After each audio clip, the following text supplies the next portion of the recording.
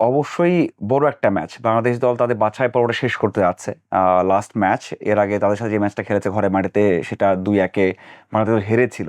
এবং সবচেয়ে ইম্পর্টেন্ট বিষয় হচ্ছে, এমন দলের এগেনস্টে খেলছে তারা এখন টপার, মানে যে টেবিলের টপার তারা, এবং তারা কোনো ম্যাচ হারেনি।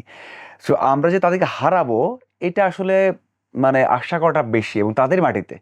তবে একটা জিনিস খুব ভালো লেগেছে, সেটা হচ্ছে বাংলাদেশ দল যখন অনুশীলন করেছে, আমি মনে হয় গত ১০-১৫ বছরে দেখিনি যে সেখানে এত দর্শক, মানে হামজা, সোম অথবা ফাহমিদুল জায়ান্তে দেখতে গেছে। আম, এত পুরোটা সেশন জুড়ে তারা ছিল, মানে একটু ফাঁকা জায়গা দিয়ে দেখছে, আপনার ছাদ থেকে দেখছে।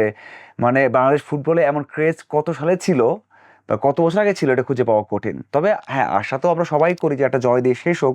বাংলাদেশ দল অনেক বছর পর একটা বাছাই পর্বের 5টা পয়েন্ট পেয়েছে, একটা জয়, 2টা ড্র আছে, এবং অ্যাওয়ে 2টা ম্যাচে ড্র করেছে, একটা হংকংয়ের এগেনস্টে, একটা করেছে ইন্ডিয়ার এগেনস্টে। তো এত ভালো পারফরমেন্স বাংলাদেশ দল এরাই করেনি। যখনই হামজা জয়েন করেছে 1 বছর আগে, 25 মার্চ 2025 সালে হামজা তার ফার্স্ট ম্যাচটা খেলেছে দেশের হয়ে, এবং তখন থেকে বাংলাদেশ দল বিশ্বাস করতে শুরু করেছে যে আমরা কিছু করতে পারি, আমরা কিছু করতে পারি। ওই যে কিছু একটা করতে পারি, হামজার কাছে শেখা কিছু করতে পারি, এটা দলকে আরো 20 থেকে 30% বুস্ট করেছে। যে অ্যাবিলিটি ছিল, যে স্কিল ছিল, সেটাকে ওই 30% বুস্ট করেছে। এই জন্য আফটার লং টাইম আমরা 5টা পয়েন্ট পেয়েছি, 2টা ড্র করেছি আর জিতেছি।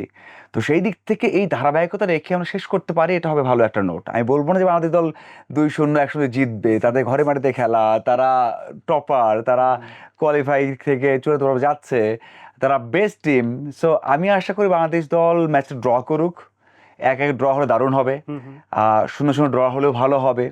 আর যদি জিততে পারে, জিততে পারবে না এমনটা নয়, বাট আমি ভাববো বা আমি যেটা আশা করি, আমার যেটা মনে হয় প্রেডিকশন, যে বাংলাদেশ এই ম্যাচে 30-70 পিছিয়ে আছে। বাট ওই যে 30% বাংলাদেশ আছে, তার মানে তো আছে একটু চান্স। তো ওই চান্স যদি হয়ে যায় ভালো, বাট ড্র হলে আমি হ্যাপি হব অনেক।